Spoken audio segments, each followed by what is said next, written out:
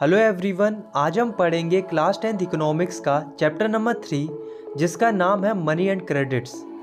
तो इस चैप्टर में हम मनी की हिस्ट्री के बारे में पढ़ेंगे और मनी की अलग अलग फॉर्म्स के बारे में पढ़ेंगे। हम बैंकिंग सिस्टम के बारे में पढ़ेंगे, साथ में हम क्रेडिट्स के बारे में पढ़ेंगे, मतलब जो हम पैसे लेते हैं उधार के रूप में, उसके बारे में हम डिटेल से पढ़ेंगे। हम इस चैप्टर में ये भी जानेंगे कि हम जो लोन लेते हैं वो किन लोगों से लेना चाहिए और लोन लेने के क्या क्या फ़ायदे होते हैं और क्या क्या नुकसान होते हैं। सारे टॉपिक्स को हम डिटेल में डिस्कस करेंगे। तो चलिए स्टार्ट करते हैं।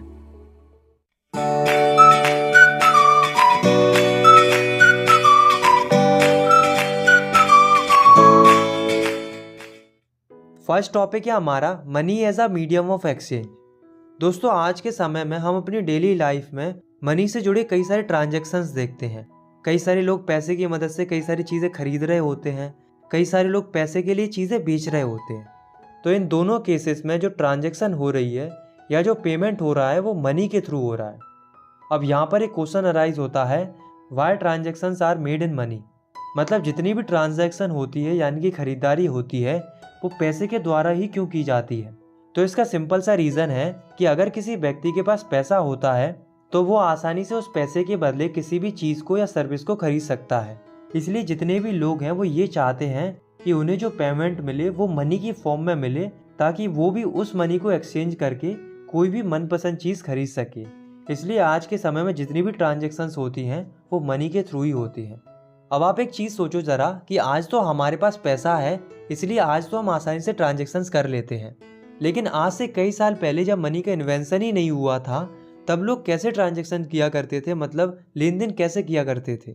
तो देखो, शुरुआती समय में चीज़ों को खरीदने और बेचने के लिए एक सिस्टम फॉलो किया जाता था जो कि था बार्टर सिस्टम। अब बार्टर सिस्टम क्या होता है?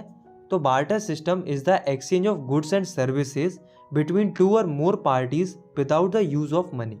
मतलब बार्टर सिस्टम एक ऐसा सिस्टम होता है जिसमें दो या दो से ज़्यादा लोग या पार्टी चीज़ों की अदला बदली करते हैं बिना पैसों का यूज़ किए।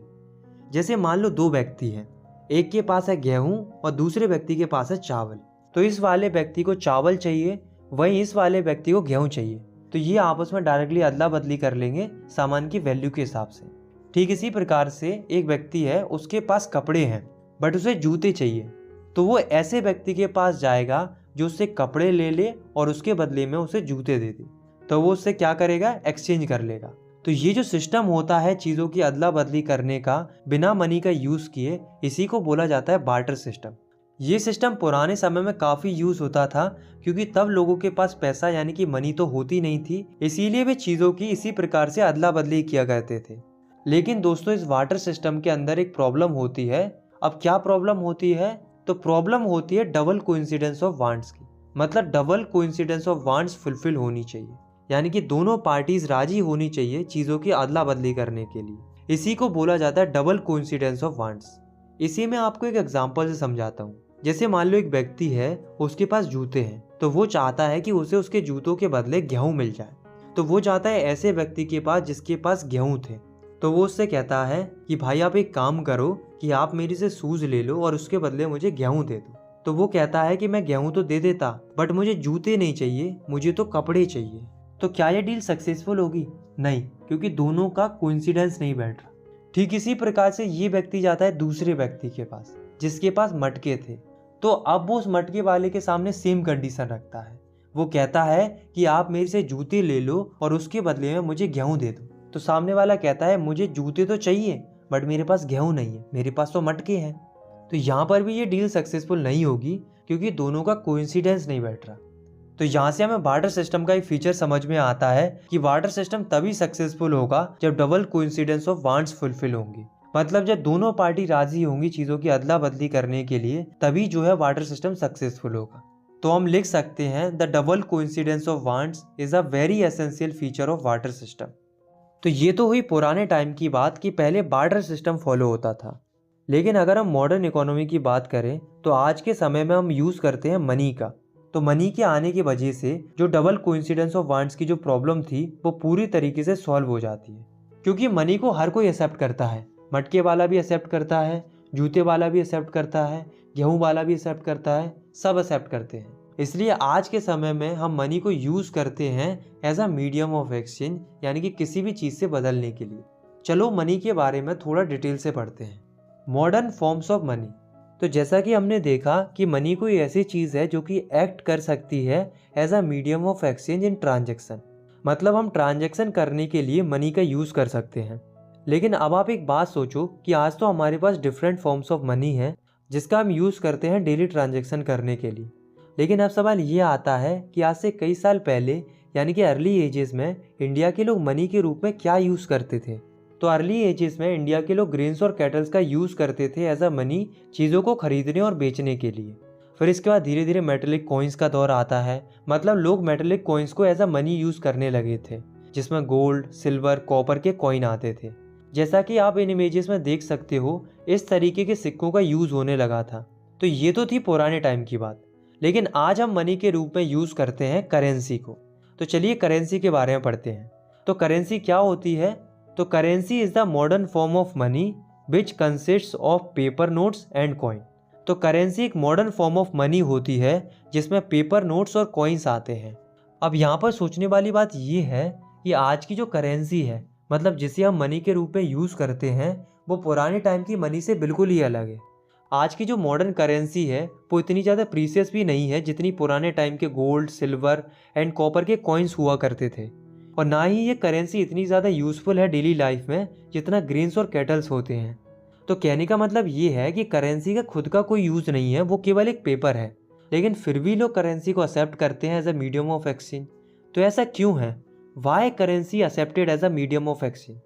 तो ऐसा इसलिए है क्योंकि जो करेंसी होती है वो गवर्नमेंट के द्वारा ऑथोराइज्ड होती है, मतलब गवर्नमेंट ये गारंटी देती है कि जितने का भी नोट होगा आप उसके बदले उतनी ही वैल्यू का सामान खरीद सकते हो। आपने देखा भी होगा नोट पर क्लियरली लिखा रहता है गारंटीड बाय सेंट्रल गवर्नमेंट। इसीलिए लोगों का ट्रस्ट होता है और सभी लोग करेंसी को एक्सेप्ट करते हैं। इंडिया का जो रिजर्व बैंक होता है वही केवल करेंसी को इशू कर सकता है। As per Indian law reserve bank के अलावा कोई और इंडिविजुअल या ऑर्गेनाइजेशन करेंसीज को इशू नहीं कर सकती, क्योंकि ये इलीगल माना जाता है। इसके अलावा हमारे लॉज ये लीगलाइज करते हैं कि अगर कोई पेमेंट हो रहा है हमारी करेंसी के थ्रू यानी कि रुपीज़ में, तो इस पेमेंट को कोई भी रिफ्यूज़ नहीं कर सकता, यानी कि उसे एक्सेप्ट करने से मना नहीं कर सकता, उसे एक्सेप्ट करना ही पड़ेगा। इसलिए हमारी करेंसी यानी कि रुपीज़ वाइडली एक्सेप्टेड है as a medium of exchange, यानी कि सभी लोगों के द्वारा यूज़ की जाती है। Deposits with banks. इसके अलावा दोस्तों अब ऐसा नहीं है कि सभी लोग मनी को हाथ में ही लेकर घूमते हैं, बल्कि कई सारे लोग मनी को बैंक में एज अ डिपॉजिट भी रखते हैं। तो ये भी मनी ही कंसीडर की जाती है, भले ही वो हमारे हाथ में नहीं है, लेकिन है तो हमारे ही पैसा। तो ज़्यादातर सभी घरों में लगभग ऐसा होता है कि लोग अपनी इनकम का कुछ पैसा रख लेते हैं अपने डे टू डे लाइफ की ज़रूरत के लिए, और जो एक्स्ट्रा कैश बचता है उस कैश को वो सीधा बैंक में जाकर जमा कर देते हैं अपने नाम का एक अकाउंट खुलवाकर। बैंक हमारे पैसे को रखता है और साथ में वो हमें इंटरेस्ट भी देता है हमारे डिपॉजिट के ऊपर। अब इससे होता क्या है कि लोगों का पैसा सेफ भी रहता है और वो कुछ अमाउंट भी कमा लेते हैं इंटरेस्ट के रूप में। और तो और दोस्तों हमारे लिए ऐसे प्रोविजंस भी बनाए गए हैं कि हम बैंक से कभी भी पैसे निकाल सकते हैं जब भी हमें ज़रूरत हो। अब दोस्तों हम जो पैसा जमा करते हैं ना बैंक में, मतलब हम जो मनी डिपॉजिट करते हैं बैंक में, उसे डिमांड डिपॉजिट बोला जाता है।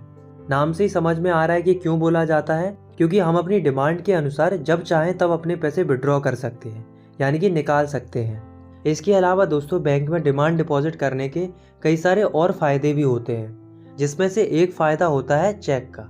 अब ये चेक क्या होता है, चलिए जानते हैं। तो a cheque is a paper instructing the bank to pay a specific amount from the person's account to the person who name the cheque has been issued. मतलब चेक एक पेपर होता है जो कि इंस्ट्रक्ट करता है बैंक को कि इतनी इतनी अमाउंट आपको पे करनी है मेरे अकाउंट से उस व्यक्ति के अकाउंट में जिसके नाम से चेक इशू किया गया है। आया समझ में? चलो अगर नहीं आया तो मैं आपको एग्जाम्पल की मदद से और अच्छे से समझाता हूँ। ये आपके एनसीईआरटी का ही एग्जाम्पल है। एक व्यक्ति है एम सलीम जो कि एक शू मैन्युफैक्चरर है। तो उसे क्या करना है, एक व्यक्ति को पेमेंट करना है जिसका नाम है प्रेम कुमार, जो कि एक लेदर सप्लायर है। तो सलीम क्या करता है, अपनी बैंक द्वारा दी गई चेकबुक निकालता है और एक चेक फाड़ता है। फिर वो सबसे पहले डेट डालता है, उसके बाद वो उस व्यक्ति का नाम लिखता है जिसको उसे पैसे देने हैं, यानी कि प्रेम कुमार का। उसके बाद वो अमाउंट डालता है बर्ड्स और नंबर दोनों में। अब यहाँ पर आप लोग भी एक बात ध्यान रखोगे कि वर्ड्स लिखने के बाद ओनली ज़रूर लिखना चाहिए। सिमिलरली इधर नंबर ख़त्म करने के बाद इस तरीके से स्लैश लगाकर लाइन ज़रूर खींचनी चाहिए, ताकि सामने वाला व्यक्ति दी गई अमाउंट के साथ छेड़छाड़ ना कर पाए, मतलब अपनी मर्जी से एक आध नंबर या टेक्स्ट ऐड ना कर पाए। ठीक है, यहाँ पर बैंक अकाउंट नंबर होता है और भी कई सारी डिटेल्स होती हैं। इतना करने के बाद सलीम यहाँ पर अपने साइन कर देता है और प्रेम को दे देता है। चेक लेकर प्रेम जाता है बैंक के पास और चेक को जमा करता है। इसके बाद कुछ ही दिनों में जो पैसा होता है वो सलीम के अकाउंट से प्रेम के अकाउंट में शिफ्ट हो जाता है। तो यहाँ पर आपने एक चीज़ नोटिस की कि ये जो ट्रांजैक्शन कंप्लीट हुई वो बिना कैश के हुई, मतलब सलीम को कैश नहीं निकालना पड़ा, सीधे बैंक टू बैंक ही मनी ट्रांसफ़र हो गई। तो आई होप आप लोग चेक की सारी प्रोसेस समझ गए होंगे। लेकिन दोस्तों आज का जो टाइम है वो बहुत ही एडवांस है, तो लोग अपने फ़ोन से ही डायरेक्ट एक बैंक से दूसरे बैंक में मनी ट्रांसफ़र कर देते हैं। लेकिन अभी भी कई सारे लोग प्रोफेशनल वर्क्स के लिए चेक्स का यूज़ करते हैं। नेक्स्ट टॉपिक है हमारा लोन एक्टिविटीज़ ऑफ बैंक्स। देखो इस टॉपिक में सिंपली हम ये समझेंगे कि हम जो पैसे जमा करते हैं बैंक में, बैंक उस पैसे का क्या करता है। What do the bank do with the deposits which they accept from the public? तो चलिए समझते हैं बैंक की लोन एक्टिविटी को। जैसे मान लो ये बैंक है और जो लोग बैंक में पैसे जमा करते हैं उन्हें बोला जाता है डिपॉजिटर्स। तो डिपॉजिटर्स क्या करते हैं, बैंक में पैसे जमा करते हैं। और अभी तक हमने ये तो समझ लिया कि जो लोग पैसे जमा करते हैं बैंक में, वो जब अपने पैसे वापस निकालते हैं तो उन्हें अपना पैसा तो मिलता ही मिलता है, साथ में कुछ इंटरेस्ट भी मिलता है, मतलब कुछ एक्स्ट्रा पैसे भी मिल जाते हैं ब्याज के रूप में। अब यहाँ पर सोचने वाली बात ये है कि बैंक ऐसा क्या कर रहा है कि वो लोगों के पैसे भी लौटा देता है और साथ में थोड़ा इंटरेस्ट भी दे देता है। तो देखो बैंक यहाँ पर क्या करता है, बैंक में जो पैसा जमा होता है डिपॉजिटर्स का, बैंक उस पैसे में से थोड़े पैसे रख लेता है, यानी कि लगभग 15% रख लेता है अपने पास। इतने पैसे को बैंक अपने पास इसलिए रखता है ताकि कुछ डिपॉजिटर्स आ भी जाए अपने पैसे विड्रॉ करने के लिए, तो बैंक उनकी पूर्ति कर सके। 15% इनफ होता है, क्योंकि अचानक से सभी लोग एकदम से पैसे निकालने कभी नहीं आते। तो बैंक 15% पैसा रखता है अपने पास, और बाकी के जो बचे हुए पैसे होते हैं, यानी कि लगभग 85%, उन्हें वो दे देता है बोरोवर्स को। तो बोरोवर्स वो लोग होते हैं जो लोन लेते हैं। तो बैंक क्या करते हैं, इन बोरोवर्स को थोड़े हाई इंटरेस्ट पर लोन देते हैं। मतलब जब बोरोवर लोन के पैसे लौटाते हैं तो साथ में उन्हें लोन का थोड़ा ज़्यादा इंटरेस्ट भी देना पड़ता है, मतलब लोन के इंटरेस्ट के रूप में कुछ एक्स्ट्रा पैसे भी देने पड़ते हैं। अब यहाँ पर ध्यान देने वाली बात यह है कि बैंक डिपॉजिटर्स को जो इंटरेस्ट देता है उनकी मनी के ऊपर, वो बहुत कम इंटरेस्ट देता है। एग्जाम्पल के तौर पर मान लेते 3% देता है, और बैंक जो इंटरेस्ट चार्ज करता है बोरोवर से वो ज़्यादा चार्ज करता है, यानी कि लगभग 10 से 15% चार्ज करता है। तो समझ रहे हो, बैंक इधर कम इंटरेस्ट देता है, उधर से ज़्यादा इंटरेस्ट चार्ज करता है। तो जो बीच में जो डिफरेंस आता है, यानी कि जो पैसा बचता है, उसे बैंक खुद रख लेता है, और वही बैंक की मेन इनकम का सोर्स होता है। तो हम लिख सकते हैं the difference between what is charged from borrowers and what is paid to depositors is their main source of income. आया समझ? तो ये बहुत ही ज़बरदस्त प्रोसेस होती है बैंक की, जिसकी मदद से बैंक लोगों को इंटरेस्ट भी दे देता है, लोन भी दे देता है, और साथ में खुद भी पैसे कमा लेता है। नेक्स्ट टॉपिक है हमारा 2 डिफरेंट क्रेडिट सिचुएशंस। तो देखो इस टॉपिक में हम क्रेडिट के बारे में पढ़ेंगे कि क्रेडिट क्या होता है, और क्रेडिट की 2 डिफरेंट सिचुएशंस के बारे में पढ़ेंगे। तो क्रेडिट का सिंपल सा मतलब होता है लोन, यानी कि कर्ज। तो क्रेडिट की अगर हम डेफिनेशन लिखना चाहते हैं तो हम लिखेंगे क्रेडिट्स यानी कि loan is an agreement in which the lender supplies the borrower with money, goods or services in return for the promise of future payment. तो क्रेडिट यानी कि लोन एक एग्रीमेंट होता है जिसमें बोरोवर लेंडर से कुछ भी चीज उधार के रूप में लेता है, जैसे कि मनी, गुड्स, सर्विसेज, और प्रॉमिस करता है कि वो उस लोन को फ्यूचर में रिटर्न कर देगा। अब दोस्तों लोन लेना कई लोगों के लिए अच्छा साबित होता है और कई लोगों के लिए बेकार भी साबित होता है। तो चलो इसे और अच्छे से समझने के लिए हम 2 लोगों की स्टोरी सुनते हैं। पहली स्टोरी है सलीम की और दूसरी स्टोरी है स्वप्ना की। तो सलीम की स्टोरी में क्या होता है, सलीम एक शू मैन्युफैक्चरर होता है, मतलब एक जूते बनाने वाला होता है। तो उसे एक ट्रेडर के द्वारा 3000 जोड़ी जूते बनाने का ऑर्डर मिलता है। सलीम उससे कहता है कि मैं 1 महीने में सारे शूज कंप्लीट करके आपको दे दूंगा। तो अब प्रोडक्शन के खर्चे को मैनेज करने के लिए सलीम क्या करता है, 2 जगहों से लोन लेता है। पहला वो जाता है लेदर सप्लायर के पास और उससे कहता है कि आप मुझे लेदर सप्लाई कर दो और मैं आपको बाद में पेमेंट कर दूंगा, ये वो प्रॉमिस करता है। दूसरा वो जाता है एक बड़े ट्रेडर के पास जिससे वो कुछ रुपए उधार लेता है एडवांस के रूप में और उससे प्रॉमिस करता है कि वो 1000 जोड़ी शूज के ऑर्डर को डिलीवर कर देगा मंथ के एंड तक। और दोस्तों मंथ के एंड में सलीम जूते पहुंचाने में कामयाब रहता है और वो अच्छा खासा पैसा भी कमा लेता है और साथ ही जिन जिन लोगों से उसने कर्ज लिया था वो उसे भी पे कर देता है। तो यहाँ पर इस केस में हमें क्या देखने को मिला कि किस तरीके से सलीम ने लोन की मदद से प्रोडक्शन को बिना परेशानी के और समय पर पूरा किया। तो यहाँ पर हमें लोन का एक पॉजिटिव रोल देखने को मिला, यानी कि क्रेडिट ने इस सिचुएशन में बहुत ही बड़ा और पॉजिटिव रोल प्ले किया। अब दोस्तों ऐसा नहीं है कि लोन लेने से हमेशा फायदा ही होता है, बल्कि नुकसान भी देखने को मिल सकता है। इसे समझने के लिए हम दूसरी स्टोरी सुनते हैं जो कि है स्वप्ना की। तो स्वप्ना एक किसान होती है जो कि अपनी 3 एकड़ जमीन पर मूंगफली उगाती है। तो उस खेती के खर्चे के लिए स्वप्ना एक मनी लेंडर से लोन लेती है और प्रॉमिस करती है कि वो लोन फसल के तैयार होने पर चुका देगी। लेकिन दोस्तों होता क्या है कि उसकी जो फसल होती है वो बर्बाद हो जाती है और वो लोन नहीं चुका पाती। तो ऐसी सिचुएशन में स्वप्ना क्या करती है, दोबारा लोन लेती है अपनी फसल के लिए और सोचती है कि इस बार वो पक्का लोन चुका देगी, ये वाला भी और पुराना वाला भी। पर दोस्तों ऐसा नहीं होता है, उसकी दोबारा की फसल भी इतनी नहीं निकलती कि वो अपना पिछला कर्ज भी चुका पाए। तो इस तरीके से स्वप्ना कर्ज में डूबती चली जाती है और डेब्ट ट्रैप में फंस जाती है, मतलब कर्जे के जाल में फंस जाती है। बाद में स्वप्ना को अपना कर्ज चुकाने के लिए अपनी जमीन का कुछ हिस्सा बेचना पड़ता है। दोस्तों जैसा कि हम सभी जानते हैं कि रूरल एरियाज में सबसे ज़्यादा जो लोन लिया जाता है वो फसल उगाने के लिए ही लिया जाता है, क्योंकि फसल उगाने के लिए बीज, fertilizers, pesticide, water, electricity, equipments की रिक्वायरमेंट होती है।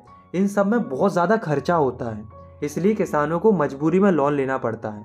मैं भी रूरल एरिया से ही बिलोंग करता हूँ, इसलिए मैं भी काफ़ी अच्छे से समझता हूँ कि फार्मर्स की क्या कंडीशन होती है और उन्हें क्या क्या प्रॉब्लम्स फेस करनी पड़ती हैं। फार्मर्स यूजुअली सीजन के शुरू होने पर फसल के लिए लोन लेते हैं और फसल के हार्वेस्ट होने के बाद उसे रीपे कर देते हैं, यानी कि चुका देते हैं। फार्मर्स लोन को चुका पाएंगे या नहीं चुका पाएंगे ये डिपेंड करता है कि फसल की कितनी कमाई हुई है। हमने स्वप्ना के केस में भी देखा था कि स्वप्ना की फसल खराब हो गई थी, इसलिए उसका लोन चुकाना लगभग इम्पॉसिबल सा हो गया था, जिसके चलते स्वप्ना को अपनी जमीन का कुछ हिस्सा बेचना पड़ा था। तो यहाँ पर लोन ने यानी कि कर्ज ने स्वप्ना की अर्निंग बढ़ाने की बजाय उसकी सिचुएशन और ज़्यादा वर्स कर दी, यानी कि खराब कर दी। तो इस केस में लोन का एक बहुत बड़ा नेगेटिव रोल देखने को मिला कि कई बार क्रेडिट या लोन लोगों को ऐसी परिस्थिति में ढकेल देता है जहाँ से बाहर निकलना काफ़ी दर्दनाक होता है।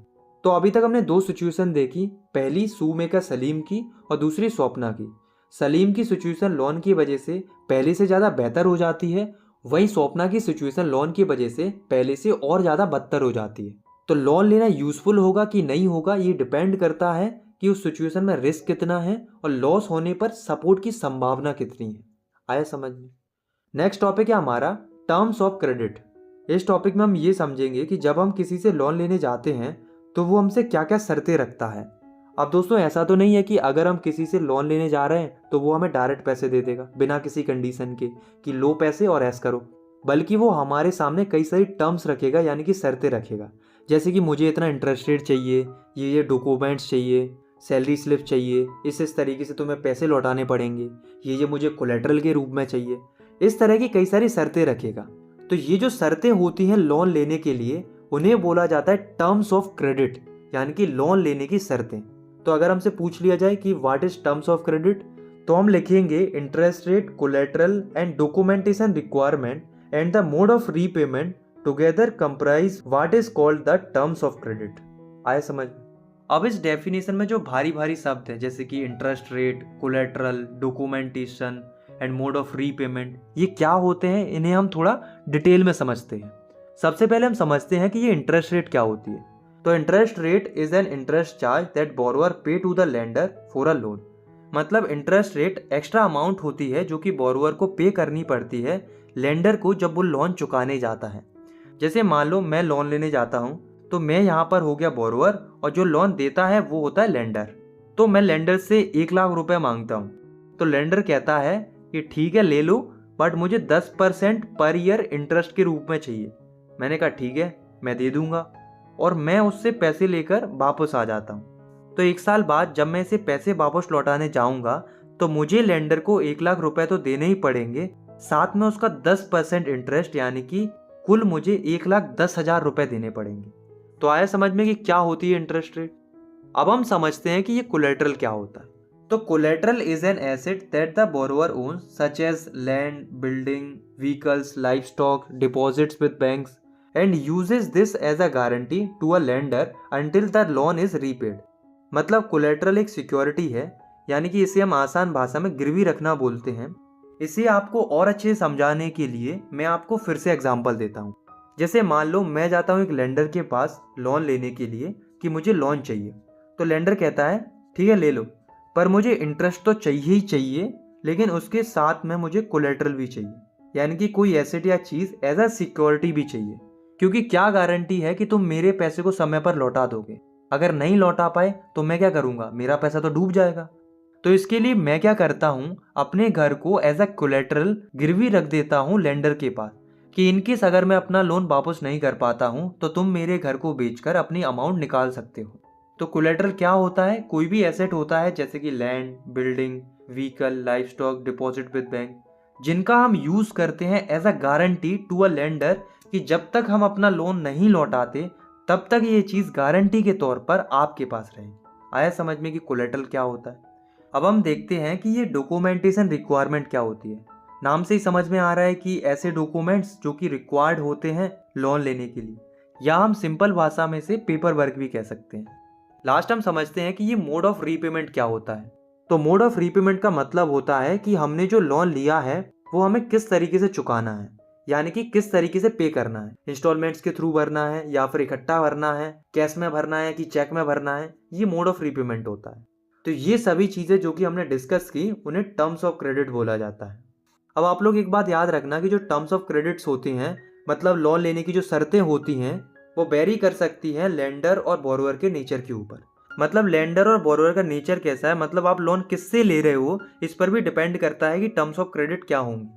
जैसे मान लो एक व्यक्ति है मोहन, जो कि कम पढ़ा लिखा है, उसे बैंक वगैरह की ज़्यादा नॉलेज नहीं है, तो वो एक लेंडर से लोन लेने जाता है।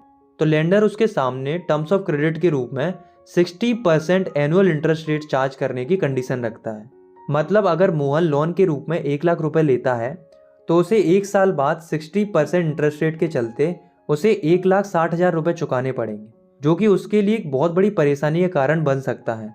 वहीं अगर हम एक दूसरे व्यक्ति का एग्जाम्पल लें जिसका नाम राम है, जो कि काफ़ी पढ़ा लिखा है, तो उसे जब लोन की रिक्वायरमेंट पड़ती है तो वो जाता है बैंक और बैंक में लोन के लिए अप्लाई करता है। तो बैंक उसके सामने कई सारी टर्म्स ऑफ क्रेडिट रखता है, जिसमें बैंक उससे मात्र 8% एनुअल इंटरेस्ट रेट चार्ज करता है। सारी कंडीशन फुलफिल करने के बाद अगर राम लोन लेता है, एग्जाम्पल के तौर पर मान लेते हैं राम लोन लेता है 1 लाख रुपए का, तो मात्र 8% एनुअल इंटरेस्ट रेट के चलते जब राम 1 साल बाद लोन चुकाने जाएगा तो उसे मात्र 1,08,000 रुपए ही पे करने पड़ेंगे। तो अंतर समझ रहे हो, वहाँ उसे 60% चार्ज करना पड़ रहा था और यहाँ से मात्र 8% चार्ज करना पड़ रहा है।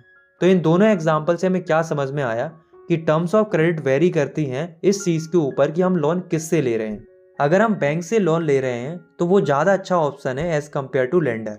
लेकिन कई सारे लोग, मोस्टली रूरल एरिया के लोग, बैंक से लोन नहीं ले पाते हैं क्योंकि लोग कम पढ़े लिखे होते हैं, उन्हें बैंक की ज़्यादा नॉलेज नहीं होती है, प्लस बैंक की टर्म्स बहुत ज़्यादा होती है, डॉक्यूमेंटेशन भी चाहिए होता है, कोलेटरल भी चाहिए होता है, और भी कई सारे रीज़न होते हैं। इसलिए कई सारे लोग मजबूरी में लेंडर से लोन लेना प्रेफर करते हैं, जिसके चलते उन्हें बाद में जाकर भारी परेशानी भुगतनी पड़ती है।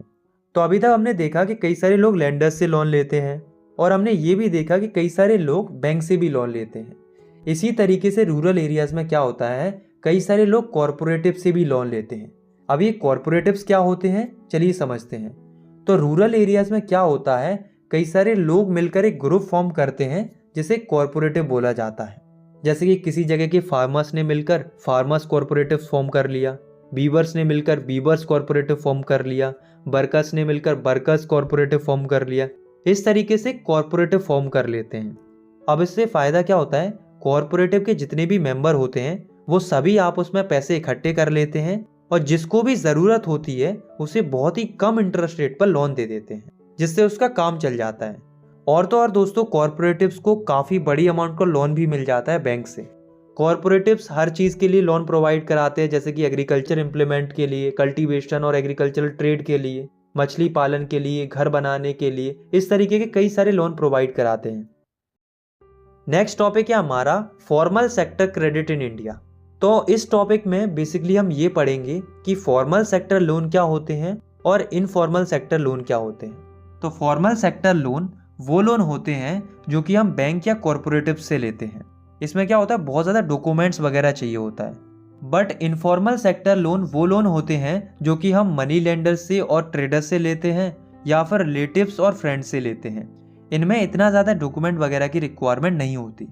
अब हम देखते हैं कि फॉर्मल सेक्टर क्रेडिट में और इनफॉर्मल सेक्टर क्रेडिट में क्या डिफरेंस होता है। वैसे आप लोगों को मेजर डिफरेंस तो समझ में आ ही गया होगा, लेकिन फिर भी हम डिटेल में समझते हैं कि इनमें क्या डिफरेंस होता है। तो सबसे पहले हम देखते हैं फॉर्मल सेक्टर क्रेडिट को। तो फॉर्मल सेक्टर में क्या होता है, जो रिजर्व बैंक होता है वो सुपरवाइज करता है जितनी भी फॉर्मल सोर्स ऑफ लोन होते हैं उनकी फंक्शनिंग को। मतलब रिजर्व बैंक नज़र रखता है जितने भी फॉर्मल सोर्स ऑफ लोन होते हैं उनके ऊपर, जैसे कि बैंक्स और कॉरपोरेटिव्स के ऊपर। फॉर्मल सेक्टर में काफ़ी reasonable rate of interest charge किया जाता है। इतना ज़्यादा इंटरेस्ट चार्ज नहीं किया जाता कि कोई पे भी ना कर पाए। इसके लिए आरबीआई नज़र भी रखती है बैंक्स के ऊपर कि वो कितना इंटरेस्ट रेट चार्ज कर रहे हैं। और तो और दोस्तों, जो टर्म्स ऑफ क्रेडिट होती हैं वो सबके लिए सेम होती हैं, समान होती हैं। किसी के साथ भी कोई भी भेदभाव नहीं होता उसके रिलीजन, जेंडर और कास्ट के बेसिस पर। इसमें क्या होता है, proper terms of credit follow करनी पड़ती हैं और साथ में कोलेटरल भी जमा करना पड़ता है लोन लेने के लिए। बट फॉर्मल सेक्टर में एक अच्छी बात ये होती है कि जो आरबीआई होता है वो इन चीज़ों पर भी नज़र रखता है कि लोन ना केवल बड़े बड़े प्रॉफिट मेकर बिजनेसेस और ट्रेडर्स को ही ना मिले, बल्कि ऐसे लोगों को भी लोन मिले जो कि स्मॉल कल्टीवेटर्स हैं, स्मॉल स्केल इंडस्ट्रीज वाले हैं, इनको भी लोन मिले। तो ये सब देखने को मिलता है फॉर्मल सेक्टर में। अब हम देखते हैं कि इनफॉर्मल सेक्टर क्रेडिट में क्या होता है। तो इनफॉर्मल सेक्टर में आरबीआई की तरह कोई भी सुपरवाइजरी बॉडी नहीं होती है नज़र रखने के लिए। मतलब किसको लोन मिल रहा है, किसको नहीं मिल रहा है, कितने इंटरेस्ट रेट पर मिल रहा है, इन सब पर कोई भी सुपरवाइजरी बॉडी नज़र नहीं रखती। इनफॉर्मल सेक्टर में आते हैं friends, relatives, parents, money lenders etcetera. इसमें यूजुअली क्या होता है, लोगों से हाई इंटरेस्ट रेट चार्ज किया जाता है। और तो और इसमें टर्म्स ऑफ क्रेडिट वो भी वेरी करती हैं। मतलब लोन की जो शर्तें होती हैं वो अनफेयर मैनर में होती है। मतलब किसी किसी के लिए टर्म्स ऑफ क्रेडिट बहुत ज़्यादा होती हैं तो किसी के लिए बिल्कुल भी टर्म्स ऑफ क्रेडिट नहीं होती। बेसिकली यहाँ पर हमें डिस्क्रिमिनेशन देखने को मिलता है। यहाँ पर हमें किसी भी प्रकार से प्रॉपर टर्म्स ऑफ क्रेडिट देखने को नहीं मिलता और इसमें कोलेटरल भी एब्सेंट रहता है। और तो और इनफॉर्मल सेक्टर से उधार लेना लोगों को डेब्ट ट्रैप में यानी कि कर्जे के जाल में फंसा सकता है। तो ये सब देखने को मिलता है इनफॉर्मल सेक्टर में। तो यहाँ से हमें ये तो समझ में आता है कि इनफॉर्मल सेक्टर से लोन लेना लोगों के लिए काफ़ी प्रॉब्लमेटिक साबित हो सकता है या रिस्की हो सकता है। अभी हम कुछ ग्राफ्स देखेंगे, जैसे कि आप ये वाला ग्राफ देखो। इस ग्राफ से आपको पता चलेगा कि रूरल हाउस होल्ड यानी कि गाँव के लोग लोन कहाँ कहाँ से लेते हैं। तो 2012 के डाटा के अनुसार रूरल एरियाज में सबसे ज़्यादा लोन लिया जाता है मनी लेंडर से, यानी कि लगभग 33% लोन लिया जाता है मनी लेंडर से। इसी तरीके से 25% लोन लिया जाता है कॉरपोरेटिव सोसाइटीज से और बैंक से, 8% लोन लिया जाता है रिलेटिव्स और फ्रेंड्स से, 1% लोन लिया जाता है गवर्नमेंट से। इस तरीके से अलग अलग जगहों से लोन लिया जाता है। पर यहाँ पर ध्यान देने वाली बात यह है कि रूरल एरियाज में सबसे ज़्यादा जो लोन लिया जाता है वो मनी लेंडर से लिया जाता है, जो कि एक चिंता का विषय है।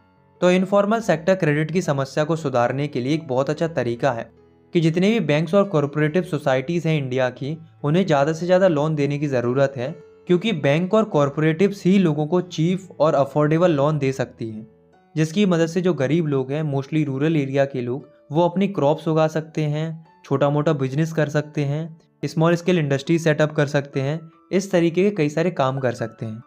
अब इससे होगा क्या कि लोग तो ग्रो करेंगे ही करेंगे, साथ में हमारी कंट्री का ओवरऑल डेवलपमेंट भी होगा।